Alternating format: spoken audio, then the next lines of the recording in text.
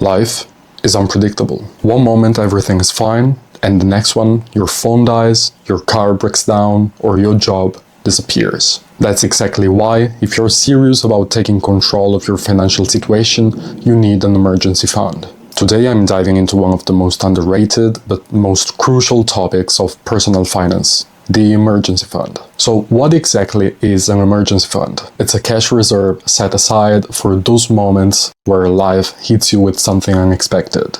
A medical bill, a broken dishwasher, or getting fired out of nowhere. And for it to actually work, it needs two things. The first one is that it needs to be liquid, and the second one is that it needs to be accessible. Liquid just means cash or something very close to it. Not gold, not stocks, and most definitely not your collection of limited edition sneakers. Accessible instead means that you can get access to it really fast. If you need to wait 30 days or sell something at a loss, that's not ideal for an emergency fund. Anyway, I will talk about where to keep your funds later. Right now, let's try to figure out how much you need for your emergency fund. Your emergency fund isn't based on your net worth or on your savings, it's only based on your expenses. It doesn't really matter if you have $100,000 in investments. If your car breaks down and you don't have cash on hand, you will be stuck. As a general rule, I recommend savings between 3 and 12 months of your expenses. But the right number for you depends on your situation. You need to ask yourself, how secure is my job?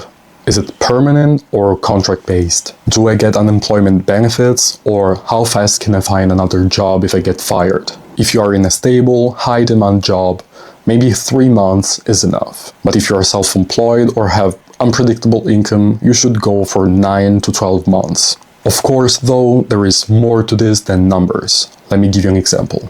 Let's say I own my house, I spend $1,000 every month, and my job is solid. 3 months of expenses set aside seems reasonable. But what if I drive a $20,000 car and it breaks down? Suddenly, $3K won't cut it. You have to consider real-life scenarios, not just spreadsheets.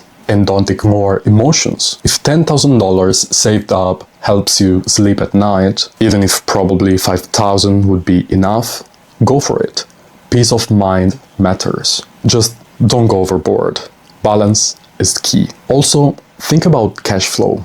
If I live with my parents and save up 80% of my income, I might not need 6 months of expenses set aside. But if all my income comes from one job, losing it wipes out all that buffer. But here is something that most people forget. In a real emergency, your expenses will drop. If you think you need 12 months of expenses set aside, but at the same time you know you could survive on half your budget, setting aside 6 to 9 months might be enough. So, now that you know how much you need as an emergency fund, the next question is, where do I keep it? Your emergency fund should be separated from your everyday money for 2 reasons. The first reason is a psychological one.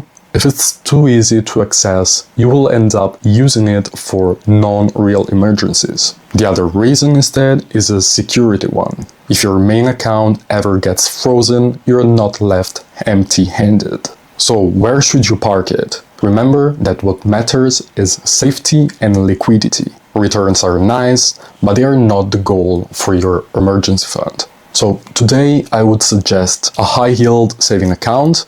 We will dive deeper into it in the next video. A short-term deposit account, money market, ETFs, short-term government bonds, or even a hybrid solution. You could put half of it in a bank account and half of it in a bond ETF. But whatever you choose, keep it simple. Your emergency fund job isn't to grow, it's just to protect you. Hope for the best, prepare for the worst. And if that means giving up a bit of the return to feel financially safe, well, that's a trade that I will take every day.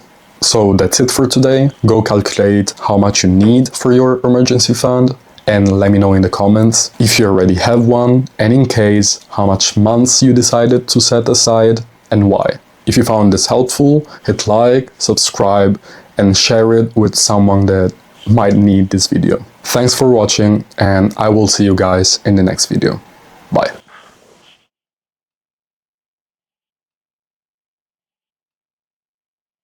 Ignore.